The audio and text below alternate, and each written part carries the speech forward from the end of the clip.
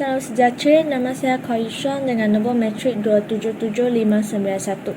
Dalam pembentangan ini, saya akan membentangkan tentang sejarah penubuhan serta keadaan pasaran bagi produk di bawah syarikat Pharma Niaga Berhad. Soalan pertama, Pharma Niaga telah ditubuhkan pada tahun 1994. Tetapi pada ketika itu, syarikat tersebut telah diberikan nama sebagai Remedy Pharmaceutical dan kemudian pada tahun 1998 bulan Ogos, syarikat tersebut barulah diberikan nama baru sebagai Pharma Niaga Berhad. Pharma Niaga Berhad merupakan sebuah syarikat yang sangat berjaya menjadi sebagai pembekal tunggal bagi produk serta peralatan perubatan kepada fasiliti-fasiliti Kementerian Kesihatan Malaysia KKM. Bukan itu sahaja, Pharma Niaga juga telah berjaya menjejaki ke dalam pasaran antarabangsa dan juga pasaran di negara jiran kita iaitu Indonesia. Seterusnya ialah dari segi keadaan pasaran produk. Kita telah mengetahui bahawa Pharma Niaga telah membekalkan pelbagai jenama produk perubatan. Antaranya ialah Citrex, Atimo, Baraka dan Street Royal. Selain daripada itu, semasa musim pandemik, Pharma Niaga Berhad juga telah berjaya membekalkan vaksin jenama Sinovac kepada pihak kerajaan dan pihak swasta. Bukan itu sahaja, Pharma Niaga bukan sahaja telah berjaya membekalkan vaksin di dalam negara, malahan juga telah berjaya membekalkan vaksin kepada luar negara. Sebagai contohnya, mereka telah berjaya membekalkan vaksin Sinovac sehingga ke Asia Tenggara dan Afrika dalam usaha untuk membantu mereka mengatasi dan menangani COVID-19 semasa musim pandemik. Walau bagaimanapun, pada tahun ini juga, Pharma Niaga juga telah menghadapi masalah kewangan sehingga mampu mengakibatkan impak yang negatif terhadap mereka. Hal ini telah menyebabkan Pharma Niaga menghadapi cabaran yang sangat terbesar dalam membekalkan produk serta peralatan perubatan kepada kesihatan awam negara.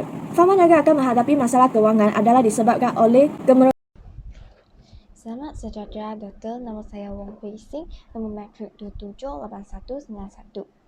Seterusnya saya akan meneruskan pembentangan tentang dua sebab utama kewujudan pasaran monopoli dalam sesebuah negara. Sebab yang pertama iaitu persaingan memerlukan kos yang tinggi. Kos yang tinggi akan menyebabkan keuntungan yang dibolehi oleh pengeluar tidak dapat menampung kos tetap mereka. Keadaan ini akan menyebabkan pengeluar meninggalkan persaingan dalam bidang tersebut, maka akan menyebabkan kewujudan monopoli dalam pasaran tersebut. Sebagai contoh, Pharma Niaga Berhad dapat menjadi monopoli dalam bidang perubatan Malaysia adalah kerana kos untuk bersaing dalam bidang perubatan adalah sangat tinggi. Menurut penyata kewangan Pharma Niaga, kos bagi membayar kepada pengeluar dan juga pekerja adalah sebanyak 5,000 juta pada tahun 2021 dan juga 3,000 juta pada tahun 2022. Dan berdasarkan kepada penyataan kewangan ini, kita dapat mengetahui bahawa kos pengeluaran bagi bidang perubatan adalah sangat tinggi dan ia menjadi antara salah satu punca mewujudkan monopoli dalam Malaysia. Sebab yang kedua iaitu kerajaan memberi paten kepada sesuatu perniagaan. Apabila kerajaan memberi paten kepada pengeluar tertentu, maka pengeluar tersebut akan memiliki hak undang-undang untuk menjadi pengeluar tunggang produk tersebut. Sekiranya terdapat mana-mana perniagaan yang melanggarkan hak ini, bermaksud mereka melanggar hak paten dan boleh didakwa. Oleh itu, monopoli akan wujud dalam sesuatu pasaran kerana hanya terdapat pemilik paten sahaja dapat hak untuk mengeluarkan produk tersebut. Sebagai contoh, Pharma Niaga membekalkan lebih daripada 700 produk barangan dan ubat-ubatan kepada bidang perubatan kerajaan di bawah kelulusan Kementerian Kesihatan Malaysia KKM. Mereka di bawah Approval Product Purchase List APPL. Pharma Niaga mempunyai konsensus eksklusif untuk membekalkan produk di bawah program ini. Menurut NYCC, semua tender item APPL mesti melalui Pharma Niaga Logistik. Oleh itu, sebarang pengembangan kepada APPL oleh KKM secara langsung dan automatik akan memberi manfaat kepada Pharma Niaga tanpa persaingan. Sekian itu sahaja daripada saya. Terima kasih. Salam sejahtera, nama saya Lee Wei Jen, nombor matrik 2854113. Saya akan membentangkan jadual dan graf tentang kuantiti, harga jualan, jenis-jenis kos dan jenis-jenis hasil bagi farma niaga berhad. Keseimbangan berlaku apabila keluk hasil marginal berseimbang dengan keluk kos marginal, wujudnya titik keseimbangan E. Selain itu, titik minimum keluk hasil marginal ialah boleh tercapai pada kuantiti 9,000 unit. Manakala titik minimum keluk kos purata tercapai pada kuantiti 5,000 unit.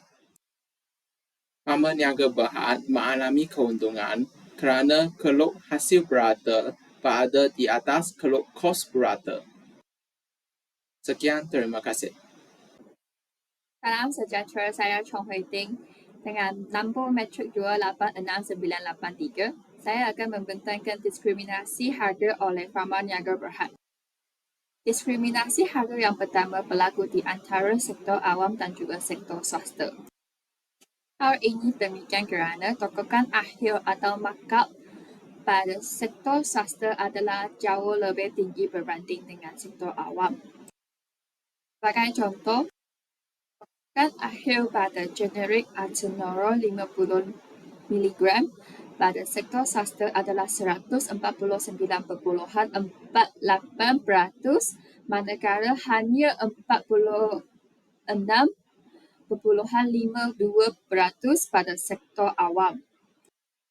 Perbezaan tokokan akhir atau markup bagi sektor swasta dan sektor awam adalah sebanyak 100 atau hampir 100%. Tokokan akhir atau markup bagi innovator atenolol 50 gram juga mengalami diskriminasi yang harga yang sama, iaitu 79.77% pada sektor swasta dan hanya 26.7% pada sektor awam.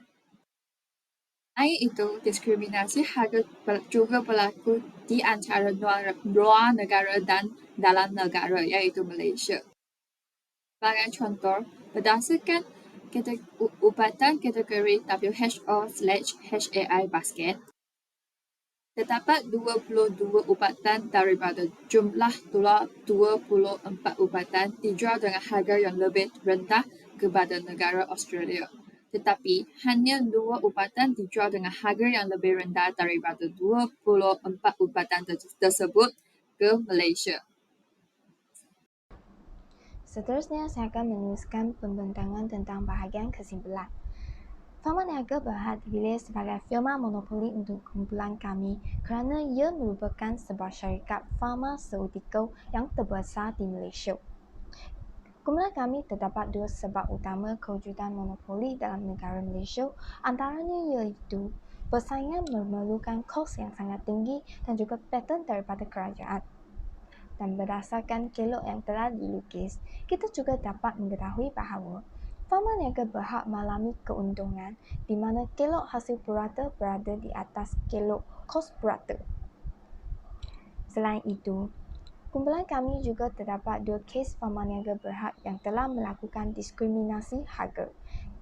Antaranya iaitu farma niaga membekalkan ubat-ubat dengan harga yang lebih tinggi kepada sektor swasta berbanding dengan sektor awam. Dan kes yang kedua iaitu farma niaga menjual perubatan dengan harga yang lebih rendah ke luar negara berbanding dengan dalam negara. Secara kesimpulannya, monopoli akan mendatangkan kebaikan dan pada masa yang sama akan memberi keburukan terhadap sesuatu pasaran. Pihak berkuasa sepatutnya sentiasa mengambil berat tentang firma-firma monopoli yang mempunyai kuasa memanipulasi harga barangan. Kerajaan perlu melaksanakan undang-undang tertentu secara tidak langsung memanipulasi harga barangan monopoli pada masa yang diperlukan supaya dapat menjaga kebajikan rakyat dan mengelakkan daripada berlakunya firma monopoli menindas pengguna. Dan itu sahaja daripada kumpulan kami. Terima kasih.